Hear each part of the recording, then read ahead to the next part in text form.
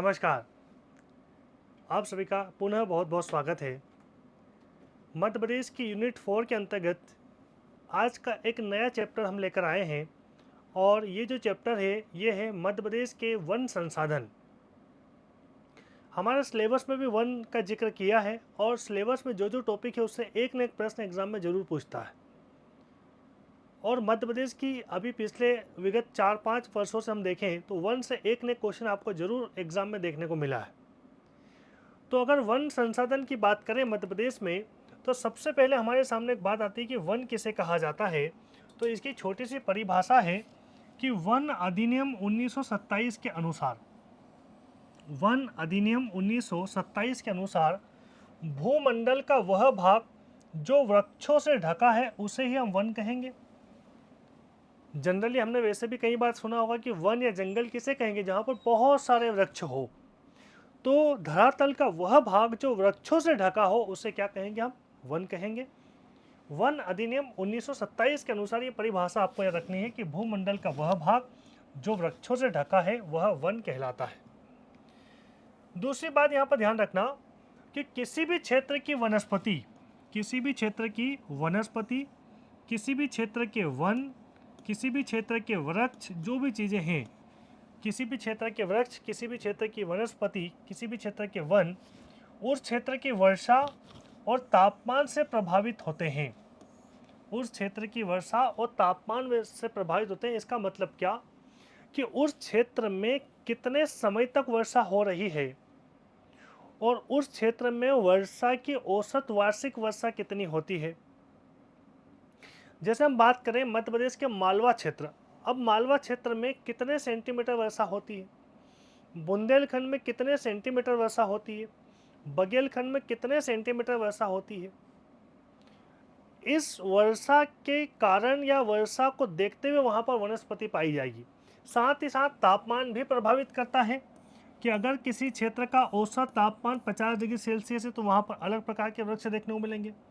किसी क्षेत्र का औसत तापमान 20 डिग्री सेल्सियस है तो वहाँ पर अलग प्रकार के वृक्ष देखने को मिलेंगे। किसी क्षेत्र का माइनस में टेम्परेचर रहता है, बर्फ जमा रहता है, तो वहाँ पर अलग प्रकार के वृक्ष देखने को मिलेंगे। तो मतलब किसी भी क्षेत्र में वनस्पति को प्रभावित करने वाले दो कारक है, वर्षा की मात्रा और तापमान। अगर मैं बात करूं कि मध्य प्रदेश में सबसे अधिक प्रभावित करने वाला, तो मध्य प्रदेश में वनों के वितरण को प्रभावित करने वाला सर्वप्रथम कारक जो है वह वर्षा की मात्रा है। सर्वप्रथम कारक क्या है? वर्षा की मात्रा। मध्य प्रदेश के पश्चिमी क्षेत्र में वर्षा की मात्रा कम है, मध्य प्रदेश के पूर्वी क्षेत्र में वर्षा की मात्रा ज़्यादा है। तो पश्चिमी क्षेत्र में वृक्ष अलग प्रकार के पाए जाएंगे, पूर्वी क्षेत्र में वृक्ष अलग प्रकार के पाए जाएंगे। दोनों जगह पर सेम वनस्पति, सेम प्रकार के वन, सेम प्रकार के वृक्ष नहीं पाए जाएंगे। तो मध्य प्रदेश में मुख्यतः वर्षा की मात्रा के आधार पर वनों का वितरण किया गया है। मध्य प्रदेश में किस प्रकार के वृक्ष पाए जाएंगे? तो मध्य प्रदेश में उष्ण कटिबंधीय वन पाए जाते हैं या उष्ण कटिबंधीय पर्णपाती वन पाए जाते हैं। क्योंकि हम उष्ण कटिबंधीय बेल्ट में आते हैं, हमारे यहाँ की जलवायु भी कैसी है? उष्ण कटिबंधीय मानसूनी प्रकार की है, यानी कि हम कर्क अक्षांश रेखा वाले बेल्ट में आते हैं जहाँ का तापमान ज़्यादा रहता है बाकी क्षेत्र की अपेक्षाकृत, तो उसे उष्ण कटिबंधीय कहते हैं। पर्णपाती मतलब वर्षा की मात्रा कम होने पर उस क्षेत्र के वृक्ष कुछ समय के लिए अपनी कुछ पत्तियां गिरा देते हैं या संपूर्ण पत्तियां गिरा देते हैं। जैसे खासकर ग्रीष्म काल के समय पर जब धरातल में वाटर लेवल कम हो जाता है तो फिर वहां पर कुछ वृक्ष के लिए पत्ते अपने सारे पत्ते गिरा देते हैं। वृक्ष सारे पत्ते गिरा देते हैं तो उसको पर्णपाती कहा जाता है। तो मध्य प्रदेश में उष्ण कटिबंधीय पर्णपाती वन पाए जाते हैं। अब मोस्ट इंपोर्टेंट बात यह है कि मध्य प्रदेश में वनों को सामान्यतः 5 प्रकारों से वर्गीकृत किया गया है। ये 5 आधार हमको पढ़ना है, 5 अलग अलग प्रकार से वनों को हमको देखना है। जैसे प्राकृतिक रूप से वनों का वर्गीकरण अलग प्रकार से हुआ है, मध्य प्रदेश सरकार ने इनको अपने नियम के अनुसार अलग अलग भागों में बांट के रखा है। तो जैसे कि मध्य प्रदेश में वनों को सामान्यतः 5 प्रकारों से वर्गीकृत किया गया है। नंबर 1, भौगोलिक आधार पर वनों का वर्गीकरण। भौगोलिक आधार पर वनों का वर्गीकरण। नंबर 2, प्रशासनिक आधार पर वनों का वर्गीकरण। नंबर 3, प्रजाति के आधार पर वनों का वर्गीकरण। नंबर 4, प्रादेशिक आधार पर वनों का वर्गीकरण। और नंबर 5, स्वामित्व के आधार पर वनों का वर्गीकरण। तो ये 5 आधार हमको पढ़ना है कि कौन कौन से आधार पर वनों का वर्गीकरण किया गया है। तो पहला प्रश्न आपके दिमाग में यही होना चाहिए कि मध्य प्रदेश में वनों को 5 आधार पर बांट के रखा है। जैसे इसमें से हम पहला आधार समझते हैं भौगोलिक आधार पर वनों का वर्गीकरण। और भौगोलिक आधार पर वनों को 3 प्रकारों से वर्गीकृत किया गया है। 3 अलग अलग प्रकार से भौगोलिक आधार पर हम वनों को देख सकते हैं। भौगोलिक मतलब धरातल, धरातल या फिर हम कहें प्राकृतिक रूप से वनों को 3 भागों में बांटा है। या मैं ऐसा कहूँ वर्षा के आधार पर वनों को 3 प्रकारों से वर्गीकृत किया गया है। जैसे कि नंबर 1, उष्णकटिबंधीय आर्द्र पर्णपाती वन। उष्णकटिबंधीय आर्द्र पर्णपाती वन। नंबर 2, उष्णकटिबंधीय पर्णपाती वन। और नंबर 3, शुष्क पर्णपाती वन। भौगोलिक आधार पर वनों का वर्गीकरण 3 प्रकार से किया है। इस बात का मोस्ट इंपोर्टेंट तरीके से ध्यान देना, तीनों का नाम आपको पता होना चाहिए। अब समझते हैं कि उष्णकटिबंधीय आर्द्र पर्णपाती वन किसे कहा जाता है, मध्य प्रदेश के किस क्षेत्र में पाए जाते हैं। उष्णकटिबंधीय पर्णपाती वन क्या होते हैं, किस क्षेत्र में पाए जाते हैं, किस प्रकार के वृक्ष पाए जाते हैं, सबकी डिटेल एक एक करके देखते हैं। जैसे कि नंबर 1 हम बात करते हैं उष्णकटिबंधीय आर्द्र पर्णपाती वन की। तो उष्णकटिबंधीय आर्द्र पर्णपाती वन मध्य प्रदेश के उस क्षेत्र में पाए जाते हैं जहां पर वर्षा की मात्रा 100 सेंटीमीटर से अधिक हो। तो मध्य प्रदेश में 100 सेंटीमीटर से अधिक औसत वार्षिक वर्षा कहां पर होती है। तो जब मैंने आपको वर्षा ऋतु पढ़ाई थी या भौगोलिक मध्य प्रदेश पढ़ाया था, तो उसमें मैंने आपको समझाया था कि मध्य प्रदेश के पूर्वी क्षेत्र में औसत वार्षिक वर्षा ज़्यादा है। 100 से 125 सेंटीमीटर तक वर्षा होती है पूर्वी क्षेत्र में। तो मतलब उष्णकटिबंधीय आर्द्र पर्णपाती वन मध्य प्रदेश के किस क्षेत्र में पाए जाएंगे, तो यह मध्य प्रदेश के पूर्वी क्षेत्र में पाए जाएंगे। वर्षा की मात्रा 100 सेंटीमीटर से अधिक, वर्षा की मात्रा 100 सेंटीमीटर से अधिक। पूर्वी जिले, अब जिले कैसे, तो जिले रटना नहीं है, जिले रटना नहीं, जिले समझना है। मध्य प्रदेश का मैप आपको याद होगा, तो ये आपको इधर के पूर्वी जिले आप याद कर लो, सीधी, सिंगरौली, रीवा, सतना, शहडोल, उमरिया, अनूपपुर, डिंडोरी, मंडला, बालाघाट, सिवनी, ये सभी जिले। इन सभी जिलों में उष्णकटिबंधीय आर्द्र पर्णपाती वन पाए जाते हैं। इनकी क्या विशेषता है, इनकी विशेषता है कि यह पूर्ण रूप से पत्तों को नहीं गिराते हैं। या मैं ऐसा कहूं कि उष्णकटिबंधीय आर्द्र पर्णपाती वन के अंतर्गत जो वृक्ष पाए जाते हैं वह वृक्ष पूर्ण रूप से अपने पत्ते कभी नहीं गिराते हैं। पूर्ण रूप से अगर पत्ते नहीं गिराएंगे इसका मतलब क्या, मतलब एक वृक्ष पर अगर सारे पत्ते हैं, कुल पत्ते हैं, तो उनमें से कुछ पत्ते गिर जाएंगे, बाकी पत्ते वृक्ष के ऊपर उपस्थित रहेंगे। जैसे मान लो 1000 वृक्ष, 1000 पत्ते हैं, 1000 में से मान लो 300 पत्ते गिर गए, तो 700 पत्ते तो उसके ऊपर है ना। फिर जो 300 पत्ते पतझड़ हुए थे, जो झड़ गए, गिर गए, उनकी जगह पर नए पत्ते आ जाएंगे। बाकी जो 700 बचे हैं उनमें से कुछ पत्ते फिर गिर जाएंगे, उनके स्थान पर फिर नहीं आएंगे। इस प्रकार रोटेशन बना रहेगा। मतलब पूर्ण रूप से पत्ते कभी नहीं गिराते, कुछ पत्ते गिरते हैं, कुछ पत्ते कुछ समय के लिए कुछ पत्ते गिरते हैं। और ये गिरते हैं हमारे ग्रीष्म ऋतु में, गर्मी के दिनों में, या साल भर जो है वो गिरते रहते हैं कुछ ना कुछ पत्ते। उष्णकटिबंधीय आर्द्र पर्णपाती वन या पूर्वी क्षेत्र में जो वन पाए जाते हैं उसमें मुख्यतः जो वृक्ष देखने को मिलता है वह साल वृक्ष देखने को मिलता है। बाकी आपको कुछ देखने की जरूरत नहीं, आप तो केवल याद करो साल वृक्ष किस प्रकार के वनों में देखने को मिल जाता है। तो यह उष्णकटिबंधीय आर्द्र पर्णपाती वन में आपको साल वृक्ष देखने को मिलता है। फिर पूछेगा साल वृक्ष मध्य प्रदेश के किस क्षेत्र में पाया जाता है, तो साल वृक्ष मध्य प्रदेश के पूर्वी क्षेत्र में देखने को मिलता है। तो ये हमारा उष्ण कटिबंधीय आर्द्र पर्णपाती वन था। नंबर 2 हमारे पास भौगोलिक आधार पर वनों के वर्गीकरण के अंतर्गत उष्ण कटिबंधीय पर्णपाती वन है। उष्ण कटिबंधीय पर्णपाती वन, यह वन मध्य प्रदेश के उस क्षेत्र में पाए जाते हैं जहां पर वर्षा की मात्रा 75 से 100 सेंटीमीटर के बीच में हो। 75 से 100 सेंटीमीटर के बीच में। अब 75 से 100 सेंटीमीटर की अगर बात करें तो इस बात को समझो, अगर आपको मेरा पुराना पढ़ाया हुआ याद है तो यहाँ पर अगर हम बात करें तो ये जो पूर्वी क्षेत्र है ये 100 सेंटीमीटर से अधिक वर्षा वाला क्षेत्र है। वहीं मध्य प्रदेश का जो उत्तर पश्चिम क्षेत्र है यह 75 सेंटीमीटर से कम वर्षा वाला क्षेत्र है।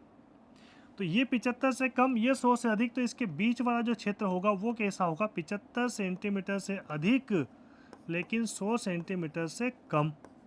तो ये जो मालवा, निमाड़, छतरपुर, टीकमगढ़, निवाड़ी, ये सब जिले किस में आ जाएंगे, 75 से 100 सेंटीमीटर वाले में। और यहाँ पर कैसे वन पाए जाएंगे, उष्ण कटिबंधीय पर्णपाती वन पाए जाते हैं। ये जो उष्ण कटिबंधीय पर्णपाती वन है, इनकी विशेषता यह है कि ग्रीष्म ऋतु में जल के अभाव के कारण, ग्रीष्म ऋतु में जल के अभाव के कारण कुछ समय के लिए अपने संपूर्ण पत्तियां गिरा देते हैं। उष्ण कटिबंधीय पर्णपाती वन की विशेषता यह है कि इनमें जो वृक्ष पाए जाते हैं वह ग्रीष्म ऋतु में जल के अभाव के कारण संपूर्ण पत्तियां गिरा देते हैं। संपूर्ण, ध्यान रहे, इसके पहले जो था उसमें संपूर्ण पत्ती कभी नहीं गिरती है।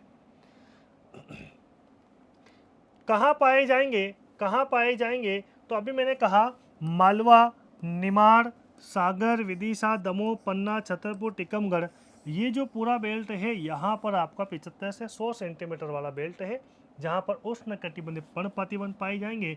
और इस क्षेत्र में मुख्यतः सागौन वृक्ष देखने को मिलता है। सागौन वृक्ष किस प्रकार के वनों में देखने को मिलता है, तो उष्ण कटिबंधीय पर्णपाती वन में देखने को मिलता है। अगर मैं भौगोलिक आधार पर 3 प्रकार का वर्गीकरण किया है तो इन 3 में से सर्वाधिक भूभाग पर जो वन पाया जाता है वो उष्ण कटिबंधीय पर्णपाती वन। क्योंकि केवल हम यहाँ पर ये कुछ उत्तर पश्चिम क्षेत्र छोड़ दिया जाए और कुछ अगर पूर्वी भाग छोड़ दिया जाए तो बाकी जो मध्य प्रदेश है, इस बाकी मध्य प्रदेश में आपका उष्ण कटिबंधीय पर्णपाती वन ही तो पाया जाएगा। तो मध्य प्रदेश के अधिकतम भाग पर किस प्रकार के वृक्ष देखने को मिलते हैं, सागौन। किस प्रकार के वन देखने को मिलते हैं, तो उष्ण कटिबंधीय पर्णपाती वन, उष्ण कटिबंधीय पर्णपाती वन। ठीक है, तो ये हमारे पास जो है नंबर 2 हो गया। नंबर 3 हमारे पास जो है उष्ण कटिबंधीय शुष्क पर्णपाती वन।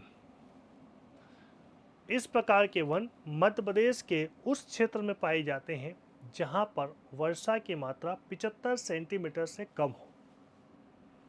75 सेंटीमीटर से कम वर्षा कहां पर होती है, तो मध्य प्रदेश के उत्तर पश्चिम में होती है, मध्य प्रदेश के मध्य भाग के पठार में होती है। यहां पर भी वर्षा की मात्रा कम है, इसलिए कुछ समय के लिए संपूर्ण पत्तियां ये वृक्ष गिरा देते हैं। यह वृक्ष कुछ समय के लिए संपूर्ण पत्तियां गिरा देते हैं। उत्तर पश्चिम भाग में भिंड, मुरैना, श्योपुर, ग्वालियर, शिवपुरी, दतिया, नीमच, मंदसौर, ये पूरे जिले इसमें आ जाएंगे जहां पर शुष्क पर्णपाती वन पाए जाएंगे। इनकी विशेषता है कि यहाँ पर आपको कटीले वन देखने को मिलते हैं। कटीले वृक्ष, कटीले मतलब कांटेदार, जैसे कि खेजड़ा, जैसे कि बबूल, कीकर, करमदा, ये सब इसमें जिस वृक्ष में कांटे आपको दिखाई दे। बबूल देखा होगा, बबूल में आपको कांटे दिखाई देते हैं। तो ये है शुष्क पर्णपाती वन। तो यहाँ पर इस बात को समझो थोड़ा सा आप कि हमने जो पढ़ा अभी, मध्य प्रदेश में वनों को सामान्यतः 5 प्रकारों से वर्गीकृत किया गया है, 5 आधार पर बांटा गया है। पहला आधार हम पढ़ रहे हैं भौगोलिक आधार। भौगोलिक आधार को 3 प्रकारों से बांटा है। 3 प्रकारों को बांटा तो इनको हमने देखा यहाँ पर कि उष्ण कटिबंधीय पर्णपाती वन 100 सेंटीमीटर से अधिक वर्षा वाले क्षेत्र में पाए जाते हैं। नंबर 2 हमने देखा उष्णकटिबंधीय पर्णपाती वन 75 से 100 सेंटीमीटर के आसपास जहां वर्षा होगी वहां पर। शुष्क पर्णपाती वन 75 सेंटीमीटर से कम वर्षा वाले क्षेत्र में। मतलब भौगोलिक आधार पर वनों का वर्गीकरण बोलूं या वर्षा के आधार पर वनों का वर्गीकरण बोलूं, बात एक ही। वर्षा के आधार पर ही तो बांट रहा हूं। 3 प्रकार की वर्षा बता दी मैंने, 75 सेंटीमीटर से कम, 75 से 100 से अधिक। ये मध्य प्रदेश के पूर्वी क्षेत्र में पाए जाते हैं।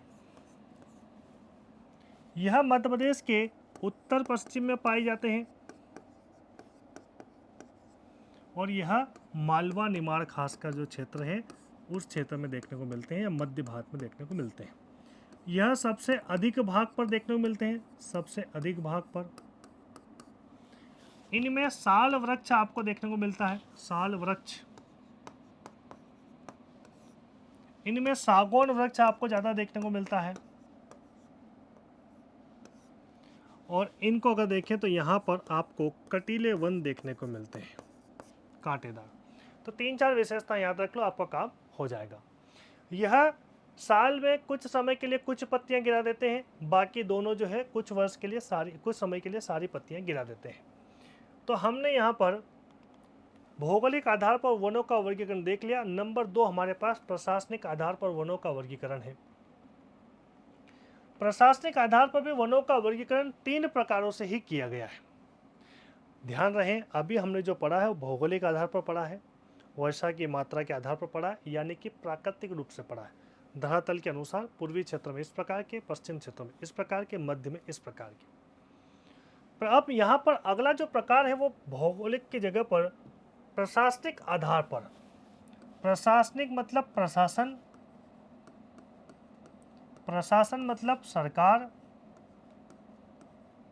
और सरकार के अंतर्गत एक विभाग है वो है वन विभाग, जो वन से संबंधित काम देखता है। तो मैं कह सकता हूँ वन विभाग ये सब ये नियम कानून बनाता होगा वन के बारे में। तो वनों का प्रशासनिक आधार पर, अब ये नियम इंसान ने बनाए, प्रशासन ने बनाए। 3 प्रकारों से वर्गीकरण किया गया है, जैसे आरक्षित वन है, कुछ संरक्षित वन है और कुछ हमारे पास अवर्गीकृत वन है। तो वनों का प्रशासनिक आधार पर वर्गीकरण आरक्षित वन, संरक्षित वन और अवर्गीकृत वन। अगर मैं यहाँ पर अब आरक्षित वनों की बात करें तो आपको यहाँ पर मध्य प्रदेश का मैप दिखाई दे रहा होगा और इस मैप में आपको ग्रीन सेट दिखाई दे रहा है। जहाँ जहाँ ग्रीन है वो आपका वन्य क्षेत्र है, जहाँ पर पेड़ पौधे की संख्या ज़्यादा है। अब इससे पहले तो मैंने आपको बता दिया कि उत्तर पश्चिम में इस प्रकार के वन पाए जाएंगे, पूर्व क्षेत्र में आर्द्र पर्णपाती वन पाए जाएंगे। लेकिन अब मैं आपको ये नहीं बता सकता हूँ कि ये इतना भाग जो है आरक्षित का है, इतना भाग जो है संरक्षित का है, इतना भाग आरक्षित का है या इतना भाग संरक्षित का है। मैं ऐसा नहीं बता सकता हूँ। क्यों नहीं बता सकता हूँ? क्योंकि अब जो मैं बताने वाला हूँ उसमें ऐसा भी हो सकता है कि यहाँ का जो वन क्षेत्र आपको दिखाई दे रहा है इसमें से कुछ भाग जो आरक्षित भी हो सकता है, कुछ भाग संरक्षित भी हो सकता है और कुछ भाग यहाँ पर अवर्गीकरण भी हो सकता है। ध्यान रहे, संरक्षित का भी हो सकता है, अवर्गीकृत भी हो सकता है और आरक्षित भी हो सकता है। यहाँ पर जो आपको वन दिखाई दे रहा है इसमें से भी कुछ आरक्षित हो सकता है, कुछ संरक्षित हो सकता है, कुछ अवर्गीकृत हो सकता है। समझते हैं इसको, इसलिए इसका मैप नहीं बना सकते हम। मतलब आरक्षित वन जो है वह पूरे मध्य प्रदेश में फैला हुआ है, संरक्षित वन पूरे मध्य प्रदेश में फैले हुए हैं, अवर्गीकृत वन भी पूरे मध्य प्रदेश में फैले हुए हैं। जैसे आरक्षित वन किसे कहते हैं? आरक्षित वनों में प्रशासन का नियंत्रण, हस्तक्षेप पूर्ण रूप से रहता है, शासन का पूर्ण प्रबंधन होता है। इसमें नियम अत्यधिक कठोर होते हैं। गवर्नमेंट ने इसमें इस प्रकार के नियम बना के रखे हैं, वन विभाग ने या इस प्रकार के नियम बना के रखे हैं आरक्षित वनों में, तो यहाँ पर किसी भी प्रकार की कोई मानवीय गतिविधि नहीं हो सकती, किसी भी प्रकार की मानवीय गतिविधि नहीं हो सकती है। मानवीय गतिविधि का मतलब क्या? जैसे मान लो ये वन क्षेत्र है, इसमें से इस वन क्षेत्र में से यहाँ से मैंने या वन विभाग ने इतना जो क्षेत्र है आरक्षित वन घोषित कर रखा है, यहाँ पर इतना वन आरक्षित घोषित कर रखा है। यहाँ पर इतना वन आरक्षित घोषित कर रखा है, यहाँ पर ये आरक्षित है, यहाँ पर ये आरक्षित है। तो जहाँ जहाँ इन्होंने आरक्षित वन घोषित कर रखा है वहाँ पर कोई भी मानवीय गतिविधि नहीं हो सकती, मतलब आवागमन नहीं हो सकता, पशु चराई नहीं करवा सकते, लकड़ी काटने का काम नहीं हो सकता, अनुसंधान रिसर्च वगैरह कुछ नहीं हो सकता। मानवीय गतिविधि, इंसान की वहाँ पर गतिविधि नहीं होगी, वह पूर्ण रूप से प्राकृतिक वन्य जीव जंतु के लिए सुरक्षित है। ठीक है, अब ये जो पूरा मध्य प्रदेश का वन क्षेत्रफल है, इस वन क्षेत्रफल का 65% 65% भाग जो है वो आरक्षित वन घोषित करके रखा है।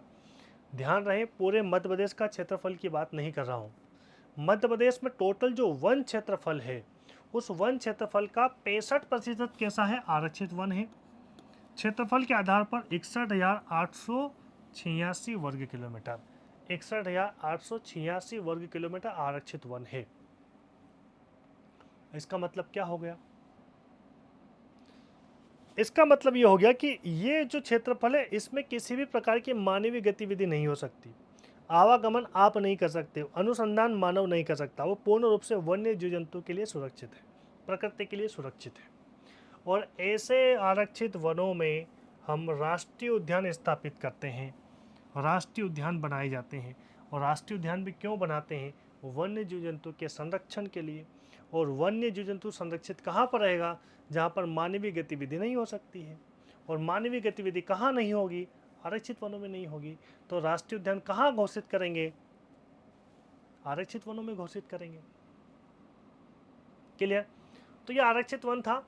उसी प्रकार से संरक्षित वन, संरक्षित वन में भी प्रशासन का नियंत्रण होता है, नियम प्रशासन के लागू होते हैं, लेकिन इसमें नियम में कुछ शिथिलता आ जाती है, कुछ नियम में ढील आ जाती है, कुछ नियम में छूट दे दी जाती है। कुछ विशेष परिस्थिति को ध्यान में रखते हुए कुछ विशेष प्रकार की अनुमति हो सकती है। जैसे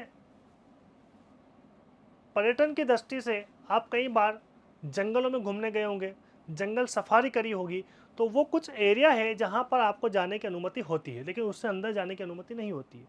तो जहाँ तक आप जाते हो वो आपका संरक्षित वनों की सूची में आता है। मान लो कोई जंगल के पास में जनजाति गांव है, अब जनजाति गांव आवागमन तो करेगा, जलाओ लकड़ी तो प्राप्त जंगल से ही करेगा, तो वो कुछ विशेष प्रकार के वर्ग को या कुछ विशेष प्रकार गांव की सीमा तक आपको वहाँ पर अनुमति मिल सकती है। आवागमन करना, पशुचारण करना, जलाओ लकड़ी प्राप्त करना, है ना। तो नियम में कुछ शिथिलता हो जाती है, कठोर ज़्यादा नियम नहीं होते हैं। आवागमन पशुचारण की अनुमति विशेष स्थिति में हो सकती है।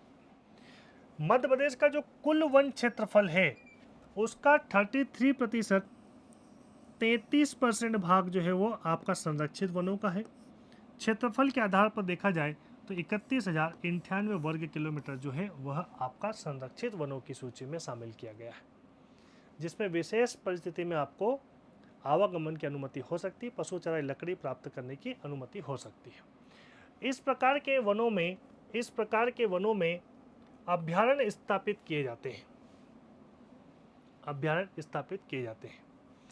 अब सोचो कि मध्य प्रदेश का जितना कुल वन क्षेत्रफल है, मध्य प्रदेश का कुल वन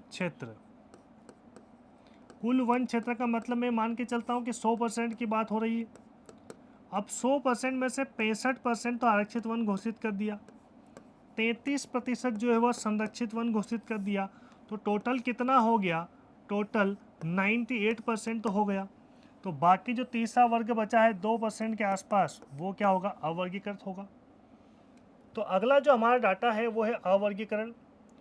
अवर्गीकरण का मतलब या अवर्गीकृत वन का मतलब ये हो गया कि मध्य प्रदेश में ऐसा वन क्षेत्र जो ना तो आरक्षित वनों की सूची में शामिल किया गया है और ना ही संरक्षित वनों की सूची में शामिल किया, मतलब उसका वर्गीकरण ही नहीं किया, तो उसको हम क्या कहते हैं? अवर्गीकृत, अनक्लासिफाइड फॉरेस्ट।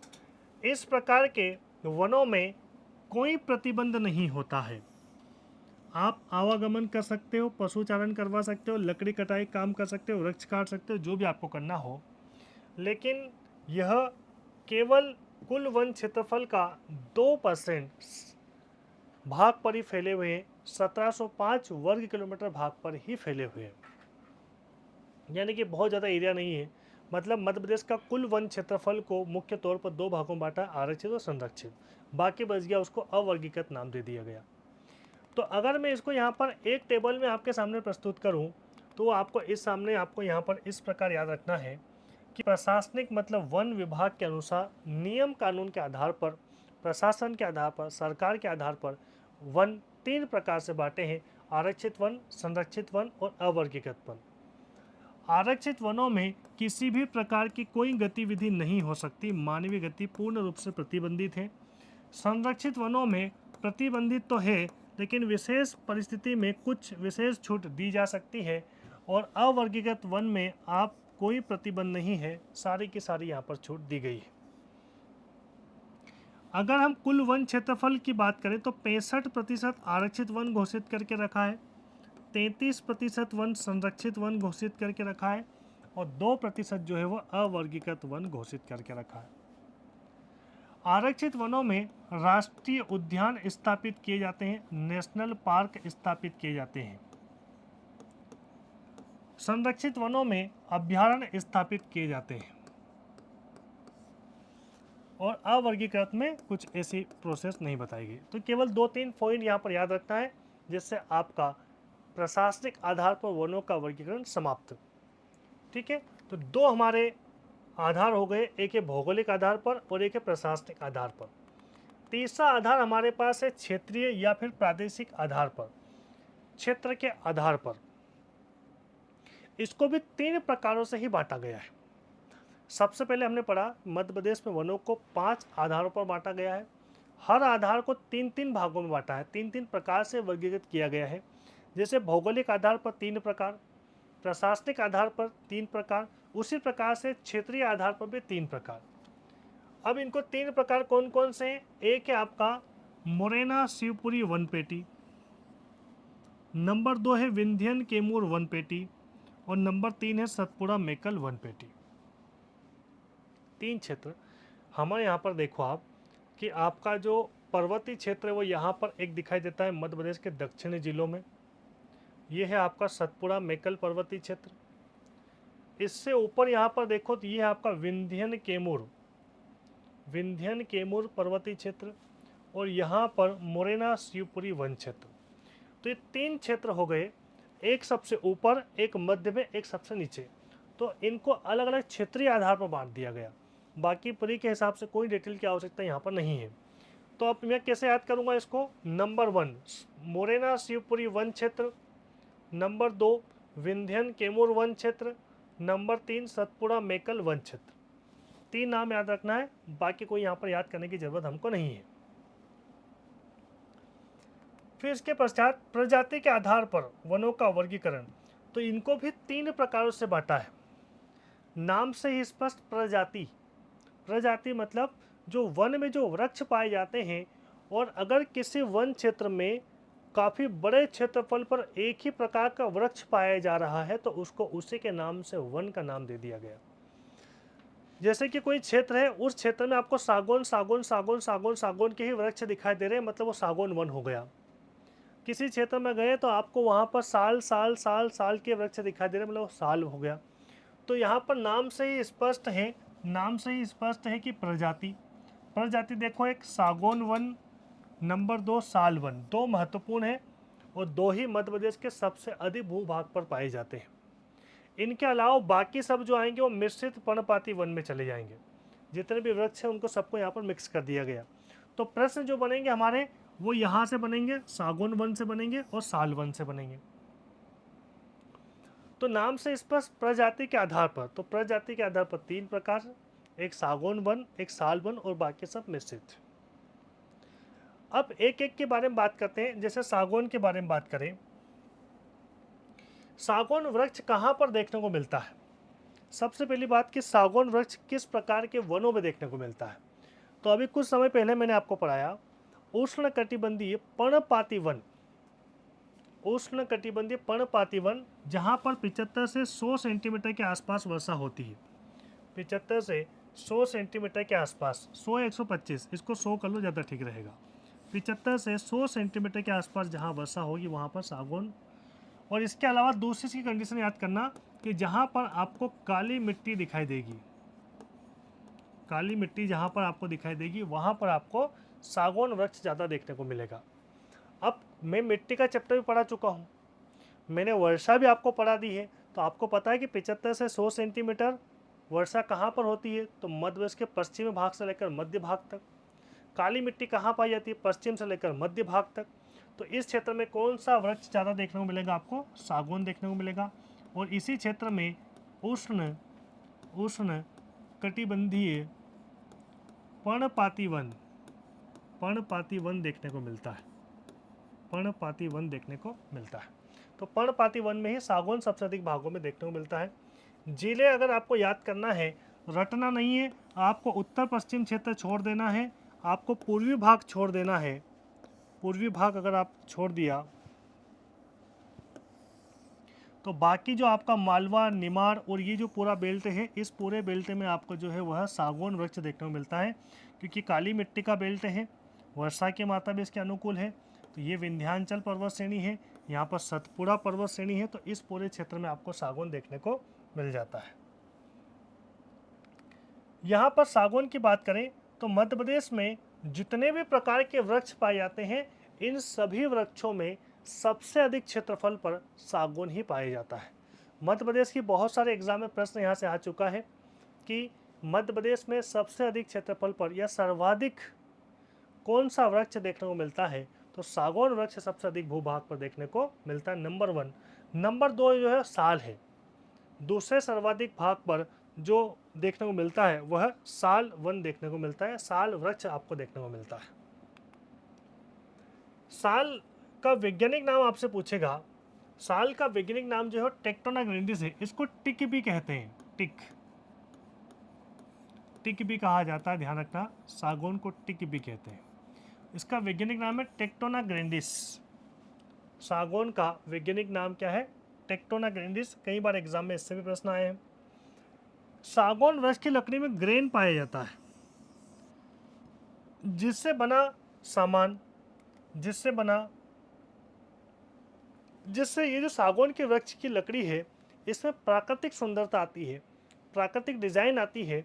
जैसे यहाँ पर आप देखो 3 प्रकार की लकड़ी है, इसमें तीनों में अलग अलग प्रकार की डिजाइन आपको दिखाई दे रही है, तो ये प्राकृतिक रूप से इसको मिला हुआ है। एक बार प्रश्न ये भी पूछा गया था कि मध्य प्रदेश के कौन से वृक्ष की लकड़ी विश्व प्रसिद्ध है, जिससे बना सामान हल्का, मजबूत, सुंदर होता है। ये पूरी डिटेल के साथ, विशेषता के साथ ऐसा प्रश्न पूछा गया था, तो वो हमारा सागौन है। मतलब मध्य प्रदेश का जो सागौन वृक्ष की लकड़ी है उच्च गुणवत्ता वाली, हाई क्वालिटी वाली है, और यह विश्व प्रसिद्ध है, ध्यान रखना। इसमें ग्रेन आपको पाया जाता है। मध्य प्रदेश में एक होशंगाबाद की बोरी घाटी है, होशंगाबाद की बोरी घाटी है।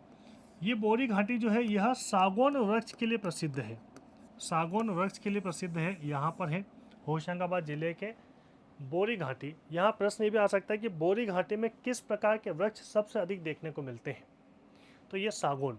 या फिर सागौन के लिए कौन सी घाटी प्रसिद्ध है, कौन सा क्षेत्र प्रसिद्ध है, तो होशंगाबाद जिले का बोरी घाटी, जहाँ पर सबसे अधिक आपको सागौन देखने को मिलता है। ठीक है, तो ये हमारा सागौन। नंबर 2 हमारे पास प्रजाति के आधार पर वनों का वर्गीकरण अगर देखा जाए तो वो है साल। सागौन के बाद मध्य प्रदेश के लगभग भाग पर या सेकेंड नंबर पर साल का वृक्ष देखने को मिलता है। लेकिन अगर आपसे पूछ रहे कि भारत में सबसे अधिक क्षेत्रफल पर किस प्रकार का वृक्ष देखने को मिलता है, तो वहां पर आपको साल नंबर 1 पर लगाना है, सागौन नंबर 2 पर लगाना है। साल की बात करें, साल का वैज्ञानिक नाम आपसे पूछे तो साल का वैज्ञानिक नाम जो है वो है सोरिया रोबस्टा। साल का वैज्ञानिक नाम है सोरिया रोबस्टा। सागौन का था टेक्टोना ग्रैंडिस। साल कहाँ पाया जाता है, मध्य प्रदेश में जहाँ पर वर्षा की मात्रा ज़्यादा हो, 100-125 सेंटीमीटर के आसपास जहाँ वर्षा हो, या 100 से अधिक वर्षा हो। दूसरी आपको कंडीशन याद रखनी है साल वर्ष के लिए, पहली कंडीशन तो वर्षा, दूसरी आपको मिट्टी याद करनी है। मिट्टी कौन सी, मिट्टी जो है वह लाल पीली मिट्टी। अब आपको पता है, मैं मिट्टी पढ़ा चुका हूँ, मैं आपको वर्षा पढ़ा चुका हूँ। मध्य प्रदेश में लाल पीली मिट्टी कहाँ पाई जाएगी, मध्य प्रदेश के पूर्वी जिलों में, पूर्वी क्षेत्र में। मध्य प्रदेश में सबसे अधिक वर्षा कहाँ होती है? पूर्वी क्षेत्र में। तो दोनों ही कंडीशन अगर पूर्व में हो रही है तो फिर जो साल है वह साल भी मध्य प्रदेश के किस क्षेत्र में पाया जाएगा? तो पूर्वी क्षेत्र में पाया जाएगा। और पूर्वी क्षेत्र में मध्य प्रदेश में किस प्रकार का वन फैला हुआ है? तो वहाँ पर मैंने अभी समझाया आपको, वो है उष्णकटिबंधीय आर्द्र पर्णपाती वन। आर्द्र पर्णपाती वन। तो ये 2-3 चीजें आपको यहाँ पर याद रखना है। एक कीट है साल वृक्ष को बोरर नामक कीड़ा जो है वह क्षतिग्रस्त कर देता है। साल वृक्ष को बोरर नामक कीड़ा जो है वह क्षतिग्रस्त कर देता है। एक बार मध्य प्रदेश में कीट साल वृक्ष को लग गया था। लगभग 10 से 15 लाख वृक्ष को काट कर फेंकना पड़ा था सरकार को, ताकि और दूसरे वृक्ष में ये ना पहुँचे, नुकसान ना हो। ये अंदर से उसको खोखला कर देता है काट काट कर। तो ध्यान रहे, यहाँ पर बोरर नामक कीड़ा साल वृक्ष को नुकसान पहुँचाता है। अभी मैंने समझाया कहाँ पर? पूर्वी जिलों में। सीधी, सिंगरौली, शहडोल, उमरिया, जबलपुर, डिंडोरी, मंडला, बालाघाट, इन सभी जिलों में साल वन आपको देखने को मिलता है। इसका उपयोग रेलवे स्लीपर बनाने में मुख्य तौर पर किया जाता है। रेलवे स्लीपर बनाने में मुख्य तौर पर इसका उपयोग होता है साल वृक्ष की लकड़ी का। ठीक है, तो ये 2 प्रकार हमारे देखा था, प्रजाति के आधार पर साल वन और सागौन वन, और तीसरा है मिश्रित पर्णपाती वन। साल मध्य प्रदेश के दूसरे सर्वाधिक भूभाग पर पाया जाने वाला वृक्ष है साल। मिश्रित पर्णपाती में तो बहुत सारे वृक्ष आ जाएंगे, अब इतने सारे पढ़ने की आवश्यकता नहीं है, ना ही इनसे प्रश्न एग्जाम में आते हैं। तो प्रजाति के आधार पर जो हमारे पास 3 प्रकार थे, सागौन, साल और मिश्रित। तो मिश्रित में तो बहुत सारे हैं। 5वां आधार हमारे पास स्वामित्व के आधार पर वनों का वर्गीकरण। स्वामित्व के आधार पर, तो इस आधार पर भी 3 प्रकारों से ही वर्गीकृत किया गया है। 3 प्रकार कौन से? राजकीय वन, निगम निकाय वन और निजी वन। बड़ी सरल सी परिभाषा है, एक एक लाइन की परिभाषा है इनकी। जैसे यहाँ पर हम बात करें राजकीय वन, यह पूर्ण रूप से शासकीय नियंत्रण में आते हैं, क्योंकि यहाँ पर नाम ही लिखा राजकीय वन। मध्य प्रदेश सरकार, मध्य प्रदेश वन विभाग के अंतर्गत जो वृक्ष आते हैं उनको क्या कहते हैं? राजकीय वन। दूसरा निगम निकाय वन। निगम निकाय वन का मतलब स्थानीय नगर पालिकाओं और नगर परिषदों के द्वारा नियंत्रित वन निगम निकाय वन कहलाते हैं। स्थानीय नगर पालिकाओं और नगर परिषदों के अंतर्गत जो ये देख रेख करते हैं, इनकी सीमा के अंतर्गत आते हैं, इनके अधिकार क्षेत्र में आते हैं।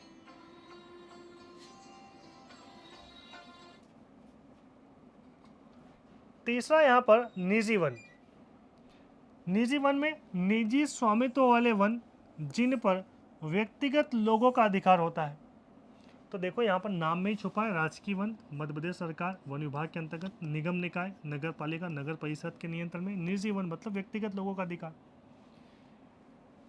तो हमने यहाँ पर चैप्टर जो शुरू किया था वो इस प्रकार से किया था कि मध्य प्रदेश में वनों को 5 आधारों पर बांटा गया है। ये 5 आधार हमने एक एक करके देख लिए। जैसे नंबर 1 हमने जो देखा वह भौगोलिक आधार पर वनों का वर्गीकरण। भौगोलिक आधार पर वनों का वर्गीकरण, जैसे उष्णकटिबंधीय आर्द्र पर्णपाती वन, उष्णकटिबंधीय पर्णपाती वन और शुष्क पर्णपाती वन। नंबर 2 प्रशासनिक आधार पर वनों का वर्गीकरण, जैसे कि आरक्षित वन, संरक्षित वन और अवर्गीकृत वन। नंबर 3 प्रजाति के आधार पर वनों का वर्गीकरण, सागौन वन, साल वन और मिश्रित पर्णपाती वन। प्रादेशिक या क्षेत्रीय आधार पर 3 प्रकार से, जैसे कि मुरैना शिवपुरी वन क्षेत्र, विंध्यन कैमूर वन क्षेत्र, सतपुड़ा मेकल वन क्षेत्र। स्वामित्व के आधार पर 3 प्रकार से, राजकीय वन, निगम निकाय वन और निजी वन। तो मध्य प्रदेश में वनों को 5 आधारों पर बांटा है और हर आधार को 3-3 प्रकारों से बांटा है। इन तीनों की हमने फुल डिटेल, पांचों को 3-3 प्रकार जो बांटा है इनको हमने यहाँ पर अच्छे से देख लिया है। ठीक है, अब इसके बाद समझना कि जो हमारा ये वन वाला क्षेत्र है, ये जो हमारा वन क्षेत्र है, इसको मध्य प्रदेश सरकार अपनी वन संपत्ति मानती है, संपत्ति असेट्स मानती है। और इस वन संपत्ति से मध्य प्रदेश सरकार को करोड़ों रुपए की प्राप्ति होती है। अब करोड़ों रुपए की प्राप्ति कैसे होती है भैया? वो साल की लकड़ी काट के बेचता होगा, सागौन की लकड़ी काट कर बेचता होगा, गोंद की प्राप्ति होती होगी, लाख की प्राप्ति होती होगी। ऐसे बहुत सारे उत्पाद हैं जो वन से भी प्राप्त होते हैं।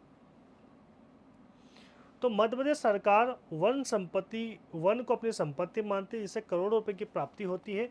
इसको दो भागों में बांटा है, जैसे कि एक है मुख्य संपदा और एक गौण संपदा। मुख्य संपदा का मतलब जिससे मध्य प्रदेश सरकार को ज़्यादा इनकम प्राप्त होती है, जैसे सागौन वन, जैसे साल वन, जैसे बांस वन। गौण संपदा जिससे कम इनकम प्राप्त होती है, जैसे कि लाख, तेंदुपत्ता, कत्था, हरा, भिलावा, गोंद। इस प्रकार के कई उत्पाद हैं जो वन से मध्य प्रदेश सरकार को प्राप्त होते हैं।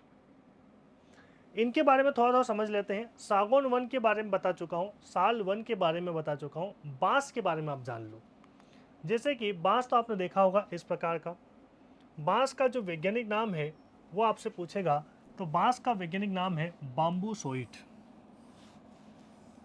बाम्बूसोइट। बांस अलग अलग प्रकार की प्रजाति का होता है। मध्य प्रदेश में जो बांस की प्रजाति पाई जाती है वो है डेंड्रोकेलेमस स्ट्रिक्स प्रजाति का बांस मध्य प्रदेश में देखने को मिलता है।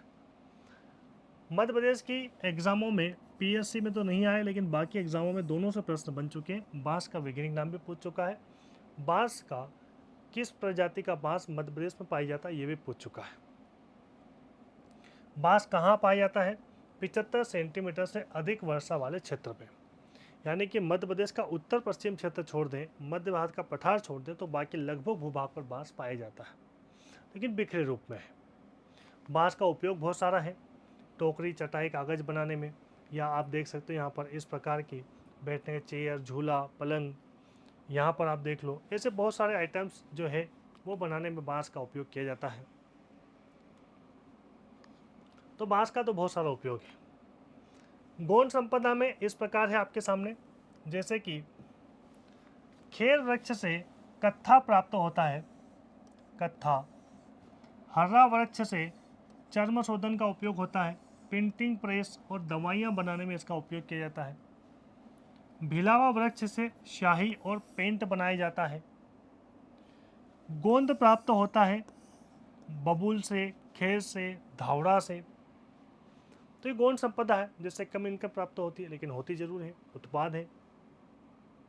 ठीक है, तो ये हमारा आज का सेशन यहीं तक है। चूँकि ये टॉपिक थोड़ा बड़ा है, इसलिए हमको एक पार्ट और लेकर आना पड़ेगा। तो ये लगभग 50% हमारा पार्ट हो चुका है। अगली क्लास में यहीं से हम आगे बढ़ेंगे और इस टॉपिक को कंप्लीट करेंगे। ठीक है, तब तक के लिए आप सभी का बहुत बहुत धन्यवाद।